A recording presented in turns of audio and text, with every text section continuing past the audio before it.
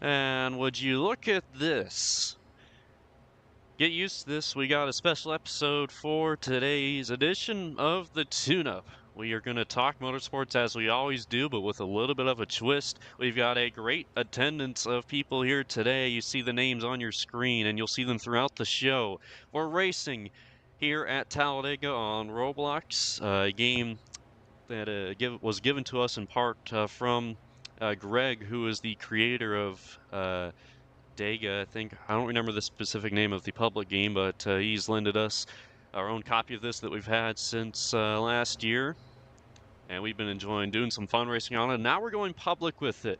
If you are joining the stream, you want to join along, the link to the Discord is in the description. You can join us there. You can tag along. And what we're racing for today is we're talking racing. We have segments as normal, and it's allocated into differently planned sets of fun races here. We have a 5-lap or 6-lap opener. That's where we're going to take the time to introduce everything, and then we'll spend 25 laps talking NASCAR at Homestead, 10 laps talking F1, 10 laps IndyCar, and we'll do a 6-lap race to make Martinsville picks, and then we'll have time in between to look at stuff like fantasy and stuff. You won't miss. We were not cutting off anything we hadn't had already before. We are just offering quite the new viewing experience today. Hopefully we have some fun racing. The wrecks, man, there's certainly something to get up for. And my webcam is here in the bottom right. You will hear the same familiar voices of Cody Sill, Derek Smith, Marcus Van der Lee. They're on the panel today. And for those that are not on the panel, they're racing for a chance to join us on the panel and talk with us, and we award that to each new winner of the fun races. I probably should have just went ahead and gone green here in the first race as I started to introduce this. And so how about we don't waste any more time here. We are already at 10 minutes past. There's that countdown. And we're rolling from Talladega. And through this first 5-lapper, this is where we're just going to kind of try and set the stage, make sure everyone knows what we're about. It's kind of like I already described, though. And hopefully lag is not too much of an issue on my end here with the stream.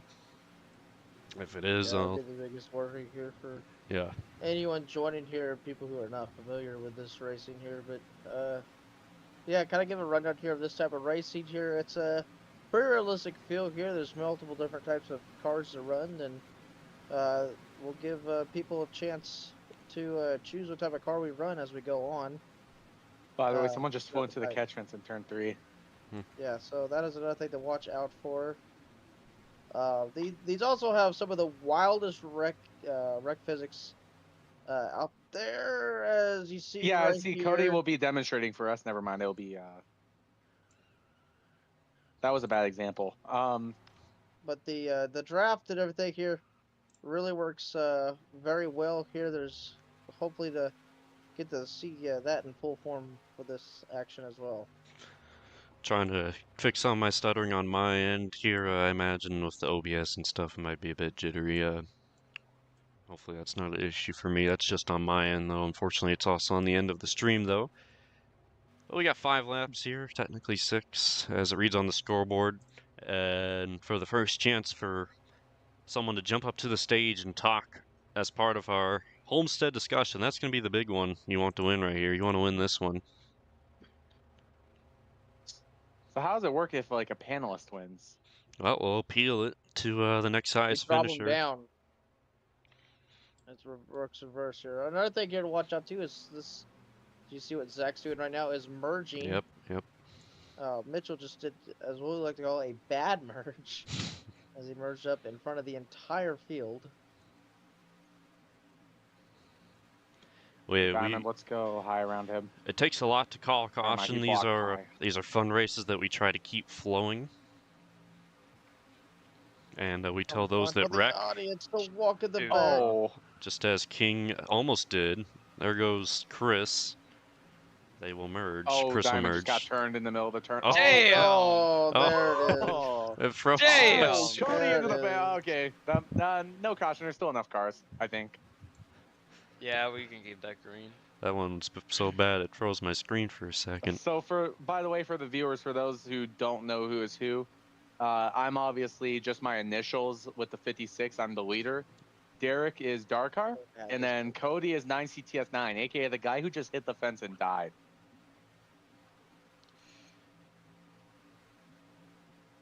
Also, here one other rule here we would like to point out here during all this here is the 2 to go rule. Once we hit 2 to go, there is no more entries or merging back into the field here. This what is your we last have with 2 to chance go to race. is all you have. Well, but the interesting thing is that we've been fundraising here, for a while, as I kind of alluded to in the beginning. But now we're going to be fundraising, but we're also going to be talking, and we're going to have a ever so rotating guest panelist for each latest winner, and it'll be the balance of, it feels like something you can multitask, but you gotta try and gain that track position while trying to offer some of the best opinions, maybe conflict towards other panelists, and maybe, this where it could get interesting. You don't like an opinion of someone else's, if you're on their bumper. You correct them? Yeah. It could be something. Oh, we're 3 for the lead right now. Here. Oh! Sorry, Marcus.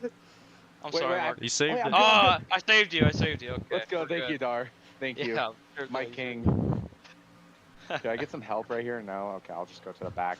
Coming to the white flag in this intro race, ahead of our 25-lap primary segment talking NASCAR at Miami.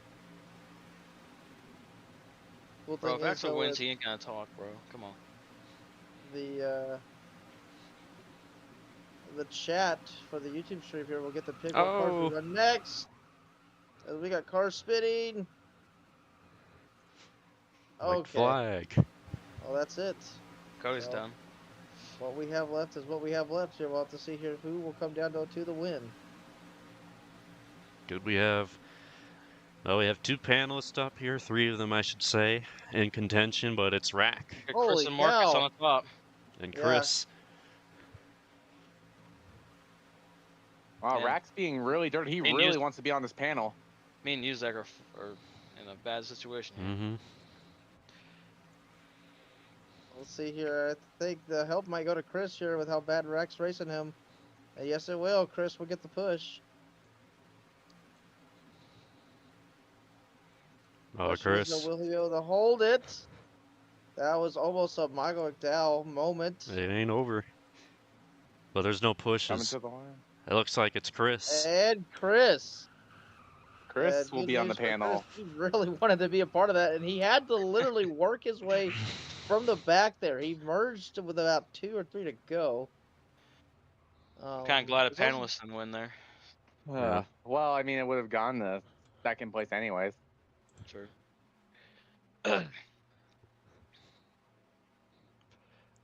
Welcome, Christian Herzog. That's Frosty Jaeger username. Frosty Jaeger. Frosty Jaeger. Jerome Yeager was a great Penguins player, so. Or no, it's Yager. I'm a fake fan.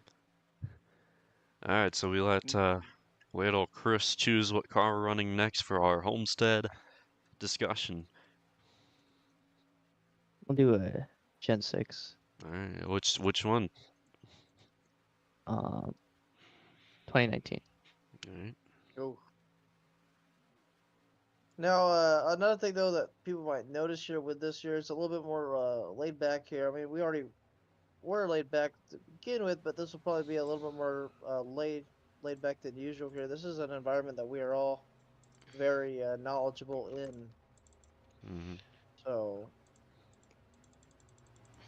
Man, this car's ugly.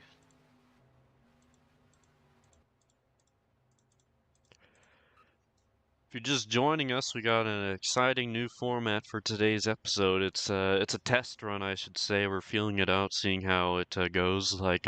It's going to be a lot of experiencing of what issues there might be to encounter with this and what positives there might be. One issue already for me, though, is I have to lower my graphics on ROBLOX side of things to run smoothly. I don't have the most stout laptop on my part with OPS running in the background. That's why this is a thing for me.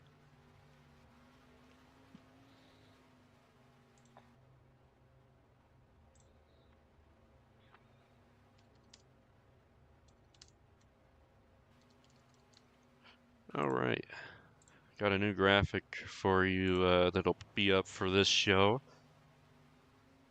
You know, I always forget that Suarez ran for Gaunt Brothers here in the year that he ran between Trackhouse and 2020. You know what I remember? I yeah. remember him like stalling at the start of the Vegas race in 2020, the one before COVID. Who are we talking about? Daniel Suarez, Gaunt Brothers. Hmm. Mm. Okay.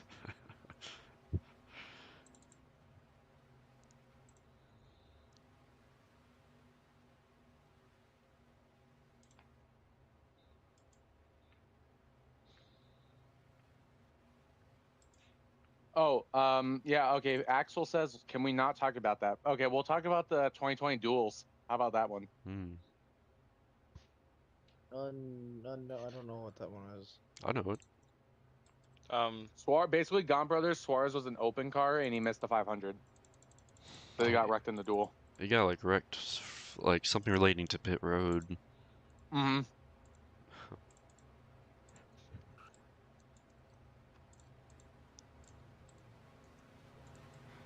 Church's Chicken is underrated. I tried this like for the first time on Saturday. It's pretty good. And so at the drop of this 25 lapper primary segment, we've got guest panelist Chris, the intro race winner, on the panel, and we're going to talk some Homestead.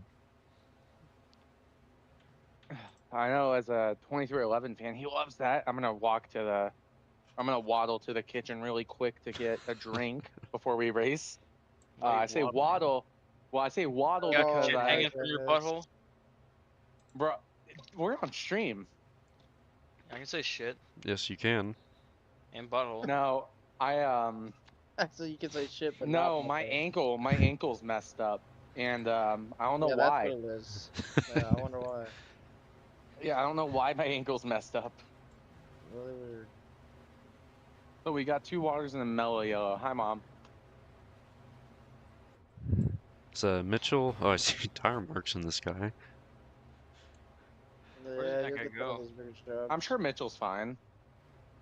You know, if I switch from my Justin Allgaier hat to my Dale Jr. Budweiser hat, will I automatically be good? I'll save that for later in case we do Gen 4s. Gen 4s are fun, by the way, guys. So if you want to consider that, whoever wins. Ugh.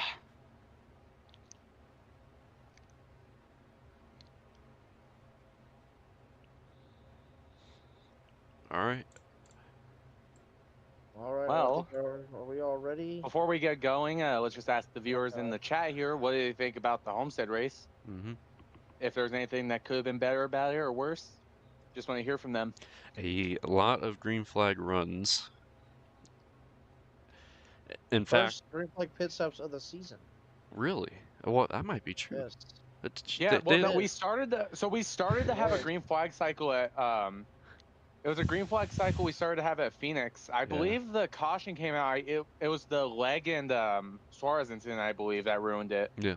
There was also one at Vegas. We had a caution come out at Vegas. But the thing with Homestead though is that there was like 2 incidents, I think, and they're both single car.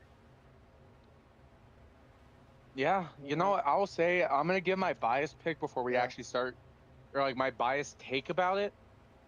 As a Kyle Busch fan, that race was painful yesterday, and that just showed me that RCR is back. I feel like, you know, we heard about something today with Denny Hamlin. I feel like we gotta talk about that now. I think by RCR is back, I think you mean RCR is in at the back. Correct. Are we waiting? I think we're waiting for everyone to get back up. Rack, are you alive? I think he's getting a scheme. Rack, what scheme do you want? What driver do you want? It's the top of the list. He's a big kid, Marcus. You can get it. Are you sure? I'm the big kid here. Yeah.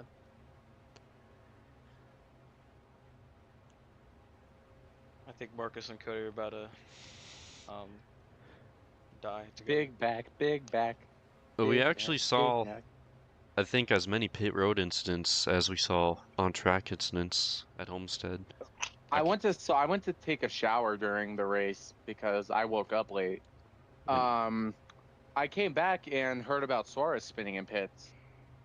Yeah, that was. I can think of Logano, who's technically involved in like 2 incidents. Damn, so Logano was just wrecking everyone he could think of yesterday. Pits. He was involved in a spin, and then he made some contact, I think, with his teammate Cindric. Are we? You ready, boys? Yep. That's what's awesome about Homestead Pit Road is how narrow it is. It makes narrow. Funny stuff like that. It's kind of like Indianapolis.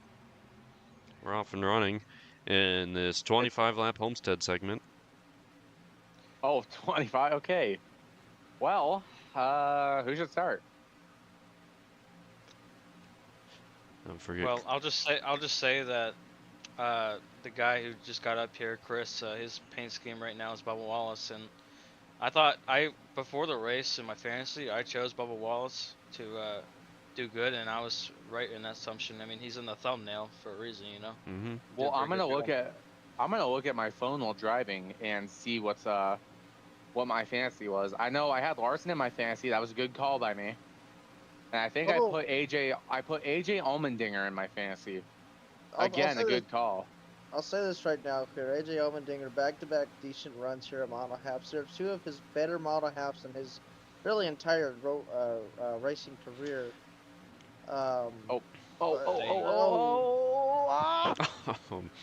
There he goes. Simple spin. I'm sorry, Derek. I know, but like Allmendinger should go teach SVG his thing or two. I think Van Gisbergen was just like in the back on pace. Obviously, he's not good at ovals, but. Do you want to know something that's a fun fact about Van Gisbergen, Zach? Van Gisbergen is 33rd in the points. Riley Herbst is currently winning the Rookie of the Year fight by 6 points over him. And I think good old Cody Ware, who started every race this year, is still behind Mr. Jimmy Johnson. He's still behind Jimmy Johnson, yep. Who's ran 1 race.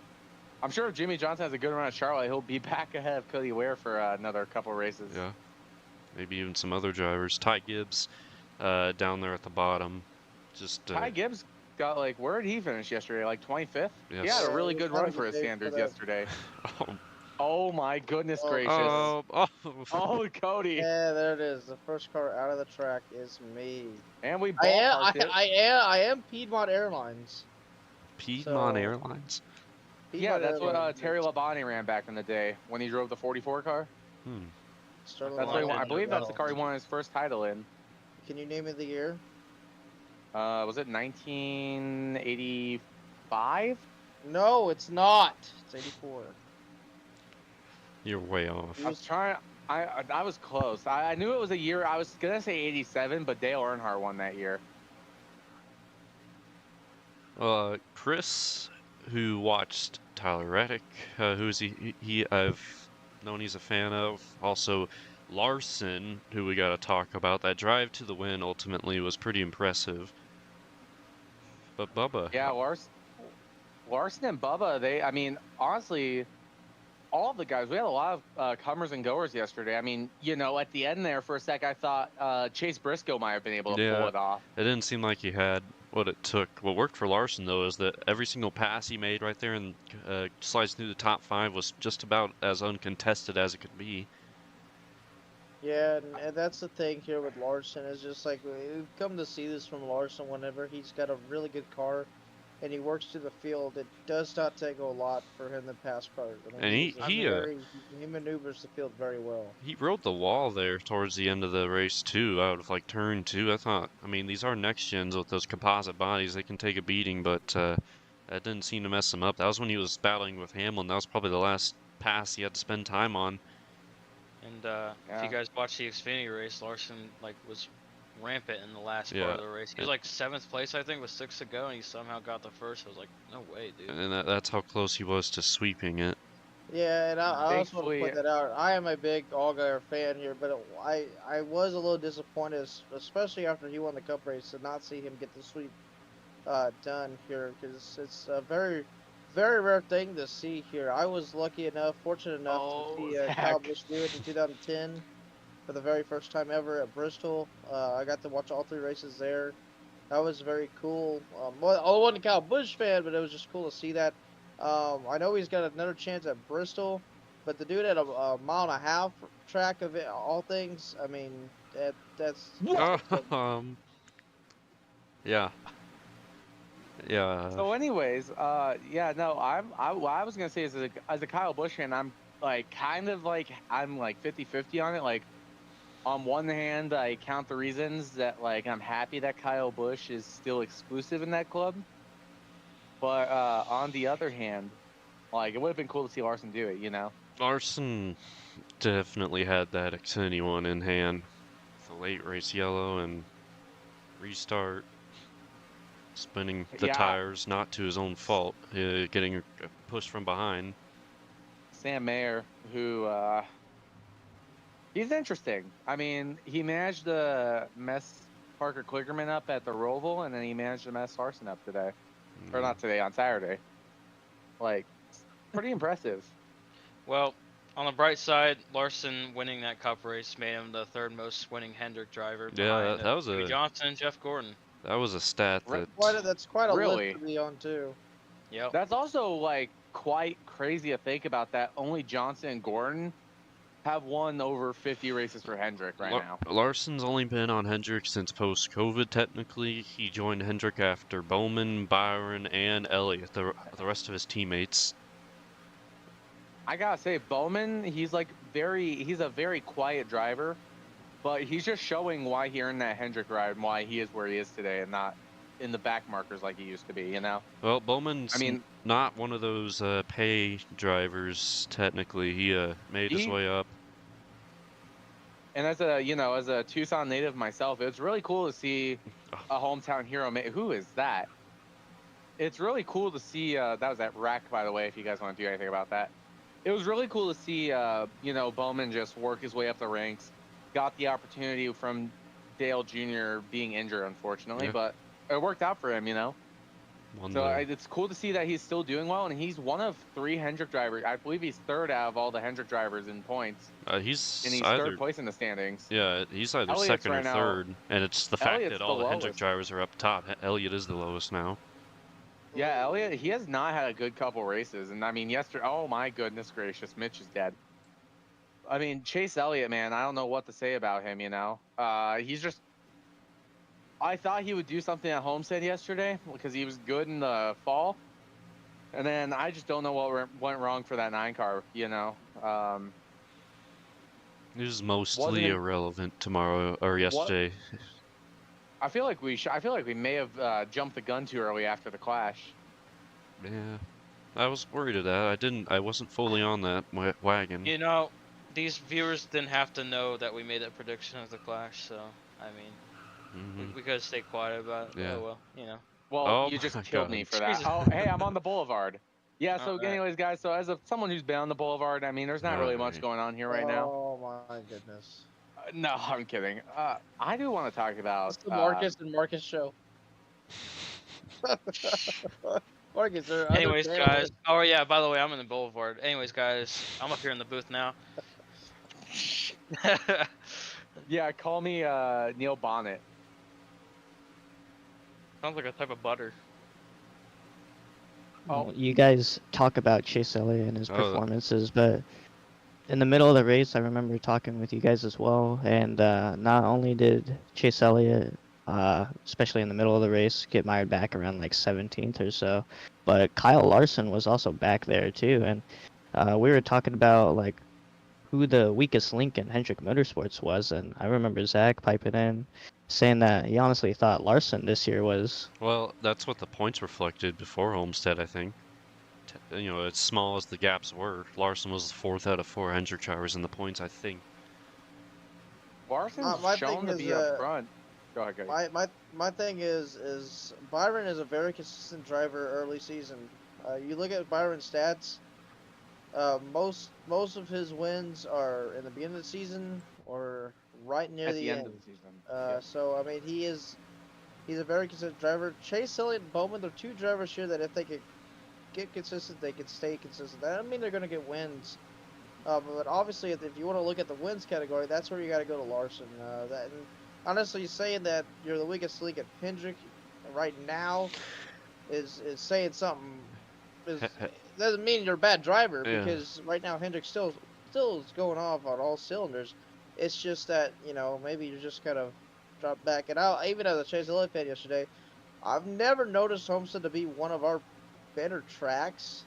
Last year in the fall, we definitely showed some promise, but yesterday it's kind of just, I don't know. And we laid back. We got track position at one point, but we kind of just fell flat on our face. Well, you just go off of that Hendrick point, the weakest link, quote unquote. When has Hendrick never had a supposed weakest link? Basically, any four-car major NASCAR team that's been around for a while technically has a weakest link. It's almost inevitable. And it just seems like that it's almost a bit unfair at times to categorize a weak link at a powerhouse team like Hendrick. I mean, you look at all of the lineups they've had. You've had Casey Kane, the supposed weakest link, and that's but oh my goodness. Oh man. Two of our panelists are gone. But you get what I mean. It's almost too unfair at times to just say there's a weak link at a team that's a powerhouse. And for me, it's like Hendrick, if there is a weak link, it's probably one of the best weak links of all time. Because, I mean, look at, like, they're always, like, last year, if it wasn't for NASCAR gifting Joey Logano a round of 8 spot so he could keep his even number stat going, you know, I believe, like, Bowman would have been in the round of 8, and I believe he was only a few points off from making the Final Four. Someone did the math on that. He would have been in the round of 8. He had a really good run at Vegas. And it's with that question of what could have been. Yeah, I really think kind of get back onto the topic of Homestead here. I want to point out there to the truck race here. Now, my point of view, I was out to eat with my friends here on Friday afternoon or Friday night here with the truck race on. The truck race was on at the place that I was at. But I couldn't hear any audio. But I watched about the last 30 laps of that race. And I tell you what, the racing I saw there was fantastic. Between Riggs, Heim, and Larson, it was incredible to see that. Larson coming back from a spin, and then just him running the way he was, it was unreal. It's like not one of those truckers really had an advantage until Larson took the lead there in the last, like, 2-3 laps. You gotta imagine really fun to watch. How Larson felt in that truck field. He doesn't do a lot of truck racing anymore. No. But that must have been like he was at a playground at Homestead, nonetheless. And, you know, one thing I do want to say about the Fox broadcast is I really, number one, like that the Truck Series actually got, you know, TV time on the main Fox network. The second thing I like is the booth, and since it was the driver's race, you know, the booth and everything, as well as like the pit road reporters and all that, it was amazing to watch the other day, you know. It was refreshing. It was very refreshing. Like, listen, Jamie Lill's a good pit reporter. She needs to stick to what she's good at. Like, that truck race was actually the first truck race of the year that I didn't watch with either MRN or PRN audio. And, you know, you gotta wonder, Fox has kind of the monopoly on the truck series right now as a full season. What could be if you'd let another network take TV, at least partial rights of it? Because Fox often's not at the track once their NASCAR Cup season ends for the truck series. You've got to imagine, like, at least, like, maybe make it like NASCAR Productions or something, you know? What if they make the truck race have like a network that goes on, sure, but also make use of the Tubi channel that they have now. Let the truck race show on there, make use of that. That, like, I feel like that's something that you could use to get a lot of fans on board. They did that with the late model race at Bowman Gray, Tubi channel live. Yeah, there was the modified race, so I was able to watch it during work.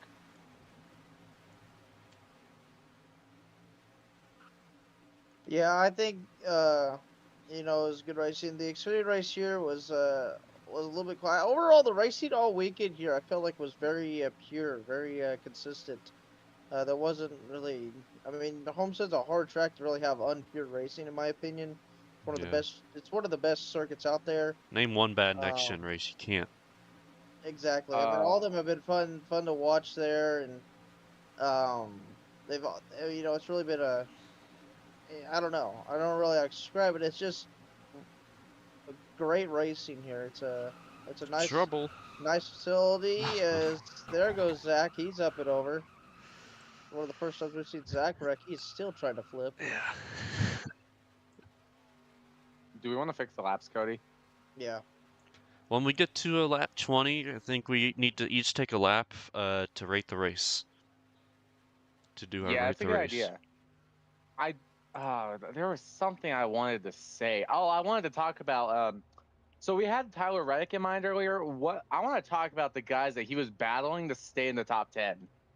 He had Austin AJ Dillon. Allmendinger, Austin Dillon, and Ryan Preece. I know Chris, as a Reddick enjoyer, was quite perplexed about the battle with Austin Dillon. I mean, I know you, as an Austin Dillon fan, I know you were sitting on your couch cheering as loud as you can for him to make it to the front. Chris where is Chris? I see a shot. Oh my, that's about like, how many fans was that? Oh my gosh. Just absolutely got demolished by the 84 for no reason. Those fans are now pancakes, by the way. Man. Yeah, watching Reddick that race was definitely an interesting experience. You know, qualified in the 20s, I believe, around with Larson, and it seems like the strong point of the number 45 team was the long run, but can help but notice that at the end of the race they just couldn't get the balance right to get it fired off when Tyler Reddick wanted to, and he would just get mired back in traffic. And definitely interesting seeing. I think the battle for ninth between him and Austin Dillon in the end. Oh, with AJ Allmendinger in the mix. Oh, and I think it's even crazier to think. I mean, he was coming to that race as a defending winner of the race too, then have such a, I don't know, an off weekend. I would say it felt like for Reddick, especially after the start of the season. Yeah, it was just kind of it was definitely odd.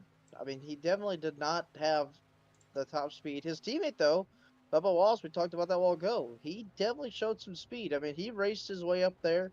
I gotta say that 23 team, they just somehow find ways to put Bubba and Bubba gets himself up there. You know, they play the strategy sometimes here, and if Bubba can get out front, he's a driver to kind of contend with. Now, obviously, I don't think he had anything for Bowman or Larson, but still, he definitely he had a good car there for a while. Well, I think we know Bubba's a good super speedway racer. I think the next best type of track he's good at is mile and a half. He's got that Kansas win under his belt, especially with the next gens. He's made a lot of noise at mile and a halves, even when he's not won.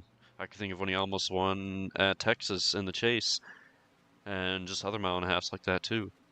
If he had won that race, that would have advanced him to the round of 8. By the way. Yeah. Like that race is what determined if he made it or not.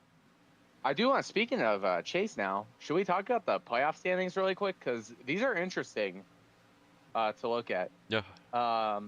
Usually by this point of the season, you know, it's kind of panned out. I mean, you got the idea of who's going to be where, but I want to talk about like 14th on down. Ross Chastain, I think Trackhouse is struggling overall this year. Trackhouse was. Oh, I'm dying. Well, say goodbye to me, guys. Never mind, I'm okay. Sort of. You're upset. Yeah. Well, Ross Chastain's 14th. He's the highest Trackhouse car in points. Right. Suarez has done pretty good too, but Suarez, I think that getting wrecked at Phoenix, if he didn't have that happen, he would be up there with Chastain. Yeah, Suarez is on a good run. Suarez is actually on par with Chastain this season. He just had a little bad luck. 15th is Michael McDowell with Spire. Right. I don't think people really. I didn't expect him to be right here at this point of the season. I expected his teammate Carson Hocevar, who's 27th in points right now, to be where Michael McDowell is. Tied for the final playoff spot is Ryan Preece and Kyle Busch. 18th place is John Hunter Nemechek, who is also tied for 16th place. 19th is Stenhouse Jr. 20th is AJ Allmendinger. Austin Cindric has climbed to 21st. He's climbed back from having that 40-point penalty. If he didn't get that penalty, he would be about where, or was it 50 points he got? Or was it 40?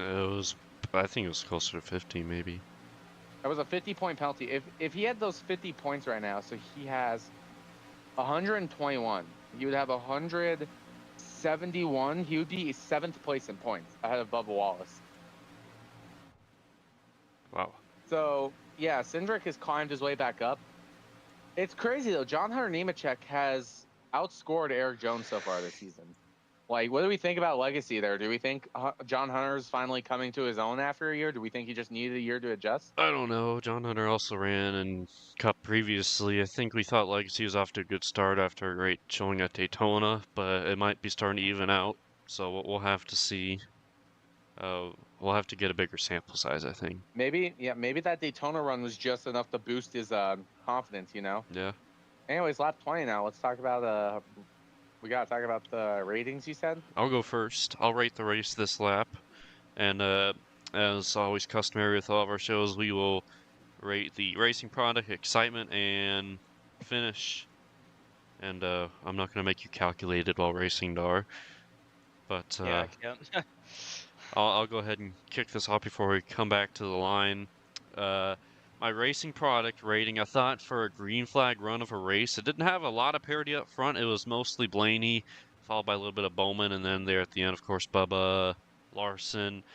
But it's a Homestead race that kept me watching, and for a mile and a half, naturally it's going to get fanned out with green flag runs. I feel like you got to give it credit where it's due.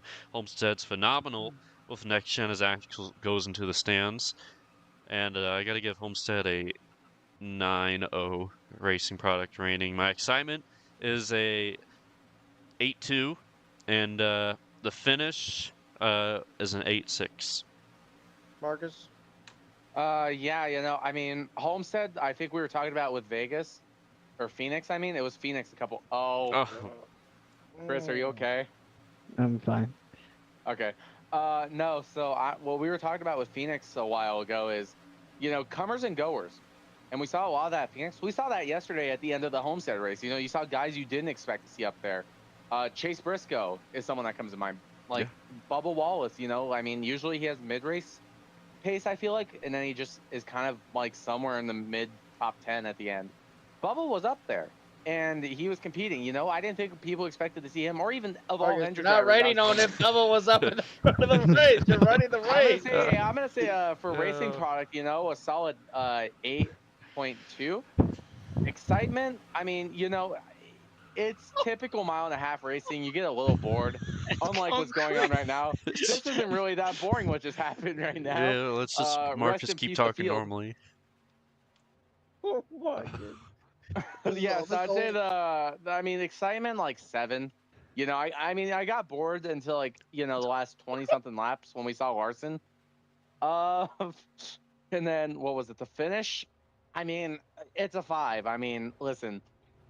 There's not much at the finish. Larson pulled away and won, right? I don't know what much you can say about the finish. All right, 2 laps for Marcus to rate right there. Derek? All right, I'll go quickly here, like Marcus. Racing product, I can't really give that like anywhere near like an 8 or 9 because compared to the other races, I think it was just like any category here. Did you like Vegas or Homestead better? I think I liked Vegas better overall, but I would probably give the racing product a 6.5. What's the other category? I'm like racing product, excitement, and finish. I can't believe I'm the one asking that. Excitement, I'm looking like down 5, on my phone. Finish 4. That's like my honest preview of that race. I mean, Dar likes to be a bit weighted in his ratings. Yeah, you guys are all way towards the top, so I'm more down towards the bottom. It always depends on what mood I'm in for Monday. All right, Cody. All right. Yeah, so obviously the racing product here, I felt like it was just another standard Homestead race. You had guys running top really well, and you had guys that saw the top of the racetrack and did know how to run it. But honestly, the racing product, I gave it like a 7.1. Not a bad race here. The excitement, I'm also going to kind of stick around the 7. I'm going to go 7.6 with that. It wasn't like it wasn't exciting, but it just wasn't. To me, Homestead has now kind of gone this funk here where I expect the racing, that's a tough style racing out of Homestead.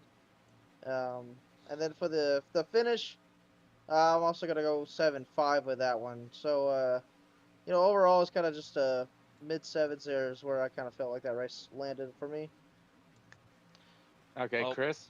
One lap. One lap to go in this actual race. What are the segments?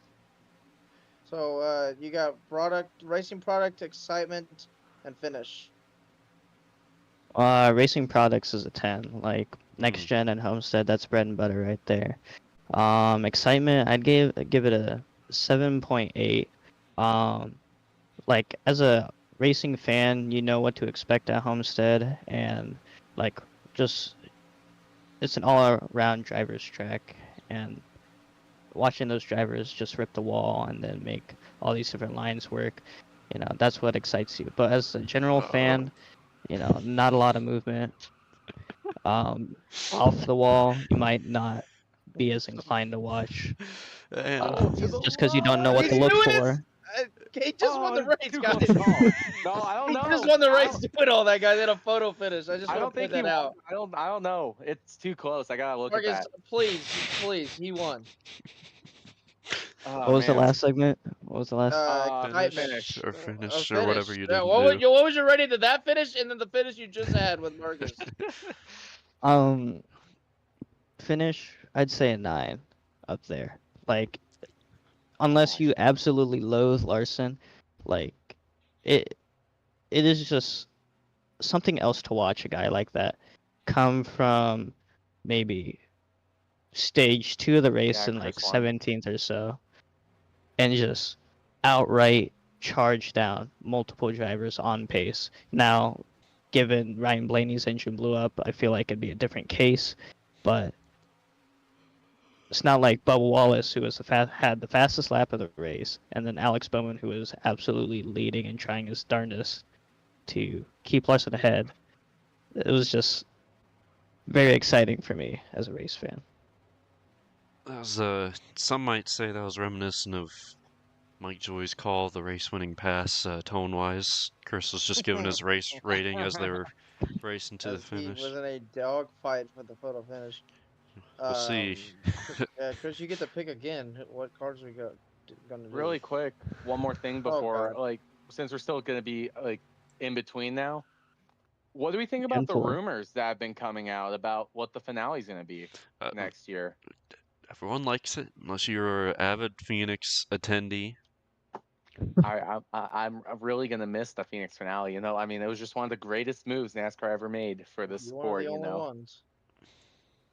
I mean, Phoenix is just such a good track. I'm gonna miss it as the finale, you know.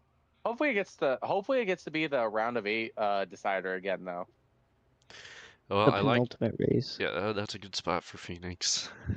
But they're just rumors. They are just rumors, but I mean, hey, there's also the rumor that 2026 will be Homestead, 2027 Vegas. So does Chris just double up on his panel residency? Yeah, you just get to stay. And you get to pick what we're doing Gen 4s. Interesting. Right. I think someone made that recommendation earlier. Yeah. Could you guess what panelists made that recommendation? Be the devil's advocate for the Phoenix championship argument. I feel like it would have been fine or alright, given if they were still racing like Gen 6. I don't think that race was bad at all. Higher horsepower would have definitely changed the outcome here of that championship race. I think we just need Phoenix. We need Phoenix to get bumpy again. They need to re-add the grass. Interesting. One other thing that I wanted to point out during all that as well, I don't know how Marcus never talked about it, but the 12 team, this is now 2 times that he's basically been taken out of contention to win a race because of an engine issue. Phoenix running up front. Engine issue. I mean, this is Penske. This is a top tier team. This didn't happen to Cindric so far. It hasn't happened to Logano. This is Blaney, and Blaney has definitely been the leader of that team this year. No doubt. Logano's had a little bit of showing, but it's really just been Blaney, and to have him basically taken out of 2 win contentions with an engine, that's definitely But I don't know. It kind of sucks for him. We've seen it with Penske actually semi-frequently with next gen too. And I think back to other years where those Fords at Penske had been prone to engine failure. When I think back in like Gen 6 days, I always thought JGR was the one that's prone to engine failure, but Penske has been as of late. Well, They're not beating the Ford stereotype. We don't see engine failures as much as we used to. No. We used to see them a good bit, but with all the advances and everything, it's just not as common to see that. However, I will say this as well. I feel like Blaney would be in a way bit different position right now if he didn't have those two. I really think Blaney probably could have won that race. I think he would have won the Las Vegas race if he didn't have to start in the rear. Yeah. Well, Blaney's had the worst luck for a And by the way, good driver this year. Joey Logano, who's finished more races than Blaney, is still behind Blaney in points. I don't think Logano has a top 10 this year. Nope. He is proving that he deserved the 2024 championship. All right, who are we missing here? All right, we can shorten this to a 10-lap Indy plus F1 race if you want. Yeah, we'll probably have to. We'll do probably a few laps with the F1 and then... Clearly, this is the first time we're doing this format, so there's gonna be the bumps along the way. Anyways, green flags in the air, keep rolling, like Casey Kane says, Well, F1. Ferrari's off to a great start. Raced at China. One of the, if not the hardest race to watch if you live on the East Coast United States live. Yet what time did it start? I was awake. 2 a.m. 3, 4 a.m. I fell asleep halfway through just because of tiredness. Yeah, I'm gonna be real. I didn't even care enough about China to wake up for that. Not the most appealing track on the schedule. It's fun. Listen, it's really fun to drive in the F1 games. Yes. And I personally wish it would get added to iRacing because I feel like with stock cars, that place would be fun. But to watch it, it's not really that great. Derek, I know you're a bigger F1 fan than I am. Were you able to watch a good portion of the race? Good answer. He's the one that's AFK. Oh. Well, that explains that. Well, we gotta restart the segment, damn. No. Chris, how about yourself? I was actually one of the few people that watched it start to finish. Yeah. My work schedule allows me to be able to watch it. So I could probably have most in-depth on it, even though I'm not the biggest F1 guy. Yeah, what was your thoughts on everything? I didn't watch it at all, actually. I actually probably couldn't even tell you one. Yet another McLaren masterclass here in the Big 25. Sure, it's only been 2 races in, but the writing is already on the wall. McLaren has superseded Red Bull, and it's kind of looking like, it's just going to be McLaren dicing it out for the championship, at least so far, until Max Verstappen kind of pipes his nose in a little bit. Well, what's interesting to me too is those McLaren cars seem mistake-proof too. Like you can lose some lap time and still be fast in the field in those, collectively, and that's a good spot to be in if you're Norris. You finally get the chance to shine this year, already off to a good start. Very impressive win for Norris, to open up the year at Melbourne, and now, I feel like it's still too early to actually make a determination of who's going to be number one at McLaren. One would think it's Norris, but Piastri is very talented, and we're only 2 races in. It'll be interesting to see if it'll just be a McLaren title fight for the Drivers' Championship. We'll have to see. I want to point this out, though, is that, we saw Mercedes' dominance with Lewis Hamilton all those years.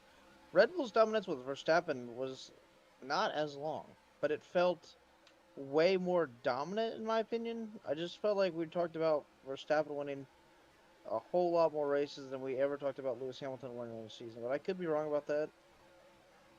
They both had very dominant seasons, but It felt like it was very in our face for the 2 years following the first Verstappen championship, and then it fell off last year, and now Red Bull's falling behind. Yeah, I think the thing is though, like Verstappen's dominance, it was very similar to Sebastian Vettel and how he dominated. Well, actually, I wouldn't even say, like, the first year, both of them, they had to earn it, right? And then their second year was flat out dominant.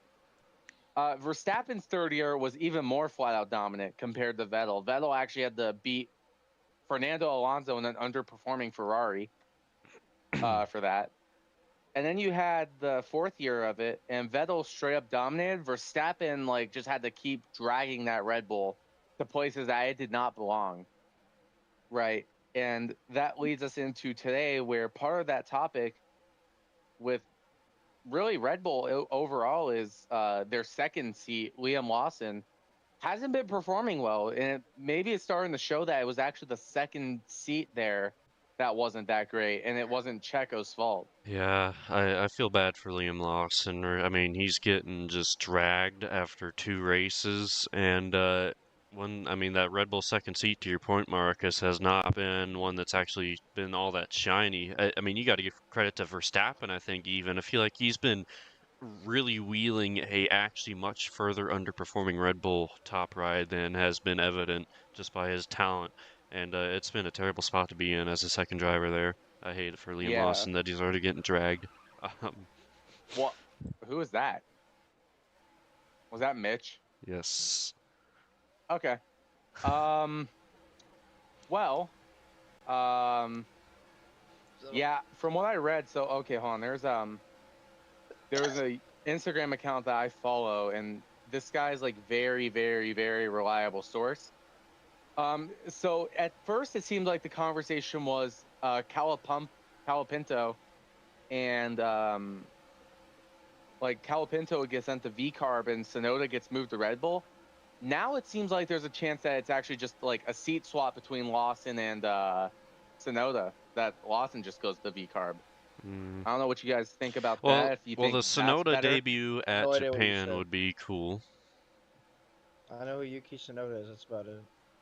I feel like though the Sonoda and the V-Carb would have actually been like cooler for that race, just because that car, if you think about it, the V-Carb that's being run this year is the 2021 Japan car. Yeah. Where what was supposed to be Japan, that it's actually being run at Turkey. Well, we'll have to see. I just hope Liam Lawson gets more of a chance. And now, while we've got a couple laps, let's talk about the broadcast of the race at Thermal Club for IndyCar. Are you okay, Zach? Zach is not okay. Someone will have to talk for him. Yeah, personally, I think Thermal Club it's just terrible race. It's a cash grab. It's not a track that IndyCar should race at. Great test you really track. get the restarts. Yeah, great test track, dude. But I mean, I don't know. If you put those guys in go-karts, I think Zach, you and I were talking about that yesterday. I think we put them in go-karts and do that, then it's got something to it. But yeah, I just don't. I just don't get the appeal for thermal. I mean, is it the market? Because I mean, I didn't watch the race. I watched it last year, and it had a good crowd. But I mean, I don't Thermal know. Like the problem with Thermal is it's not even like supposed to be a like permanent racetrack for that kind of series. It's a country club.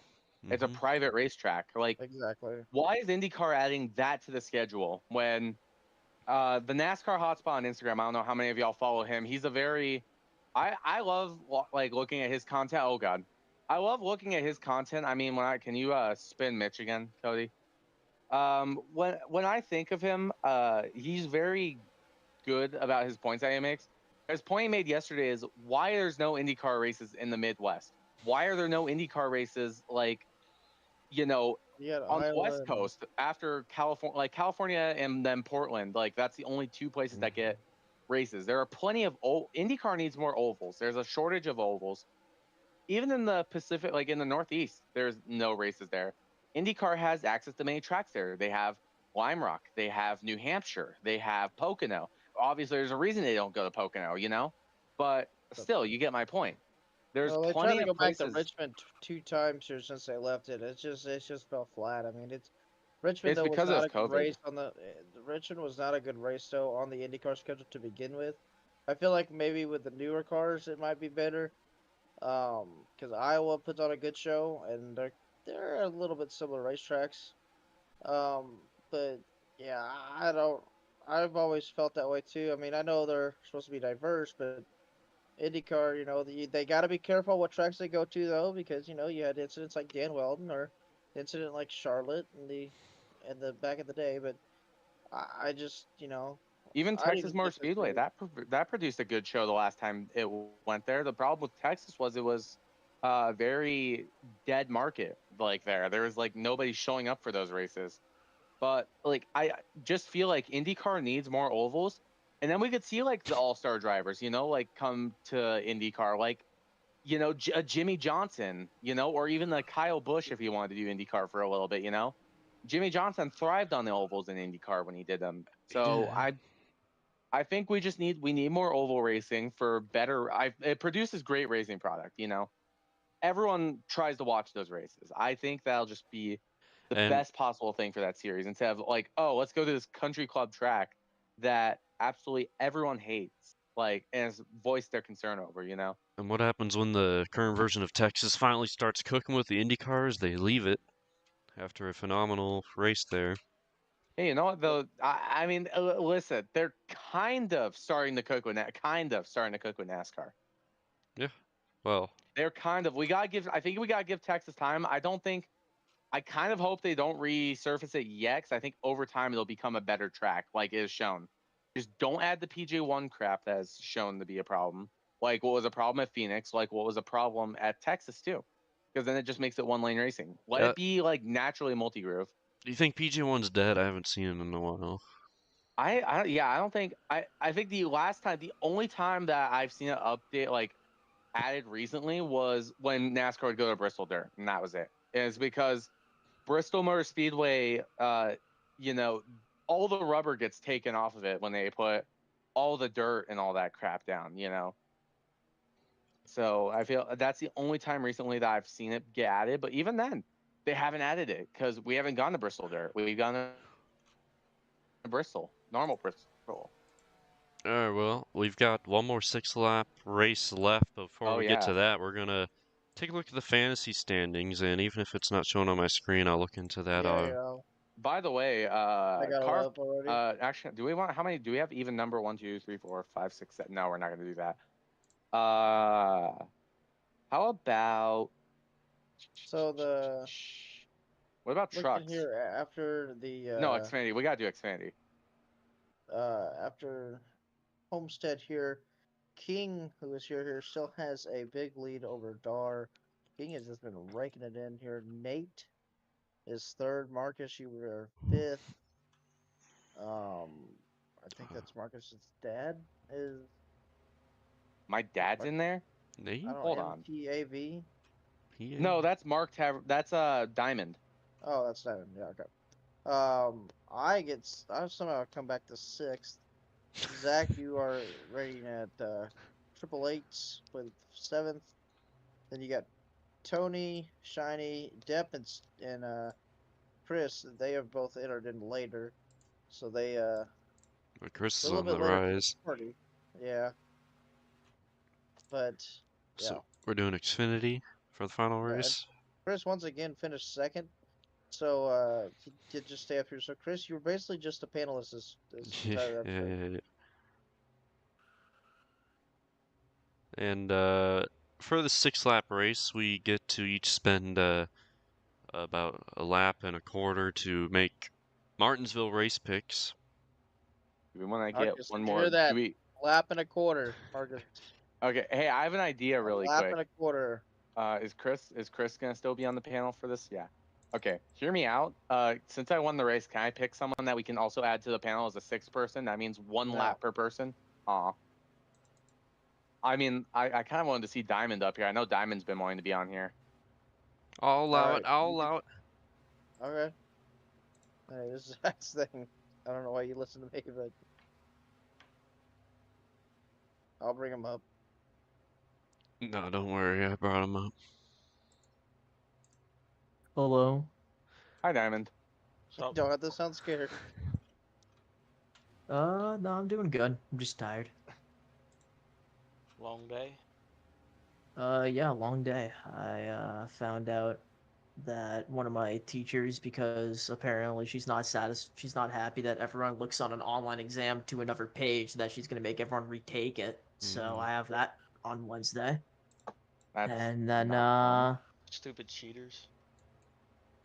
it's not even that. It's an online test. What do you expect from people? Of course, everyone's gonna look on another page. But no. Life's been going good. I've been enjoying the NASCAR season so far. I've been trying to. I'm telling myself I'm gonna stay up at least one night to try catching an F1 race. I was supposed to stay up to watch Shanghai, but unfortunately, did not make it to 3 in the morning. So yeah. Yeah. Well, eventually they'll get to Europe, so we don't have to wait to be up in the AMs. I was gonna say we'll get there soon. And I think isn't Bahrain coming up at some point? Or yeah. I mean, also Miami too.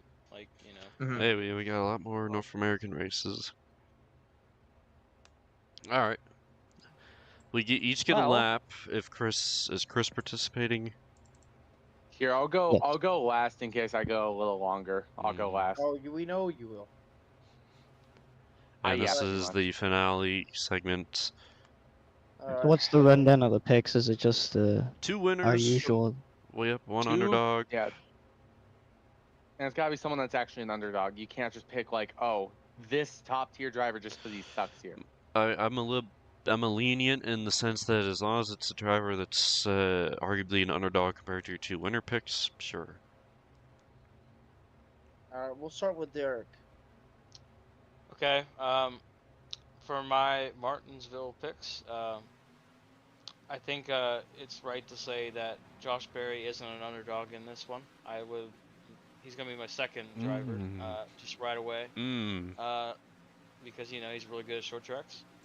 My main pick though. What? Zach, I think Zach liked that. I don't know what Zach felt about that, but we can pick if someone has picked. When have we done that? Yeah, we can do multiple picks. Like multiple people could pick one driver. Like it's less cool if you do that, but yeah, it's less cool, but it's not against the rules yet. All right, continue. I think that should be a new rule. And my main driver I'm gonna pick is Denny Hamlin. I just think he'll do well in Martinsville. He might get wrecked, but I mean that's Martinsville. And my underdog, well, I went with Hocevar last week, and he DNF'd twice in a row. So my duplication theory did not work in my favor. So my underdog will be, gosh, sorry, hold on. Okay, give me Ryan Preece. Okay. Hey, I want to go next, by the way. I'll be quick with mine. I have mine in mind. All right. Half a lap. All right, cool. So first pick, Chase Briscoe, Joe Gibbs equipment now. And he has one of the best average finishes at Martinsville, and he did all that in a Stewart-Haas car. My second pick, like Derek was saying, I like Josh Berry, really good short track racer, got his first NASCAR National Series win at Martinsville. My underdog pick, I'm going to say for the second week in a row, AJ Allmendinger. He's proven to be good at Martinsville. It may have been the Gen 6 era, but he got second to Kyle Busch back in 2016 at Martinsville. All right, Diamond. All right. If I'm gonna start off on someone who I think's got speed, I think Chase Elliott is definitely someone who seemed to get on that Hendrick ability to race really good at Martinsville. I know he hasn't done the best there in the next gen car, but seems like, especially last season, especially in the spring race, we saw that I think that car definitely has the opportunity. My underdog pick is I'm gonna go with someone from around native to New England. I'm gonna say Ryan Preece. I think that seeing what he was able to do in that 1 year in the 41, it seems like he definitely has the speed, and seeing how he's been doing good, he's been kind of able to pop up in the top 10, top 15 towards the end of races so far this season. I think he's got an opportunity to be there at the end. And I guess my other guy is Blaney. Seems like Blaney is taking that spot, I would say, over Logano for being the Penske car that has been able to figure out Martinsville. And in recent years, he's seeming to really do a good job in that next-gen car with just handling the tires and really being able to block any Hendrick late runs. I'll go next year because I want to see Zach struggle, man, making a pick that has not been picked yet. I got Bell. You guys are leaving the low-hanging fruit. Bell here has been very good there last couple times. I know it's been a must-win, but very strong there. William Byron, it's about the early spring races, I'm telling you. Really strong car. And my underdog here, I feel like he'll be running some momentum. Kind of what Marcus' point, though, but AJ Allmendinger, always good at the short tracks, and I think he could be one to watch for.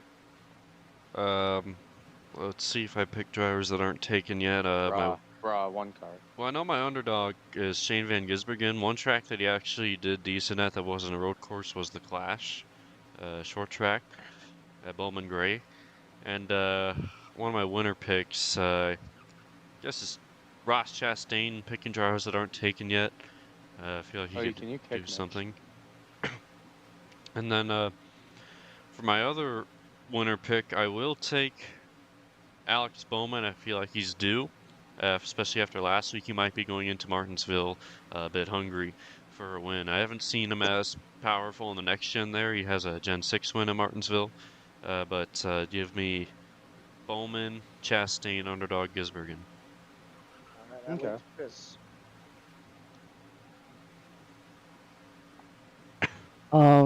As my first pick, I'll pick Bubba Wallace.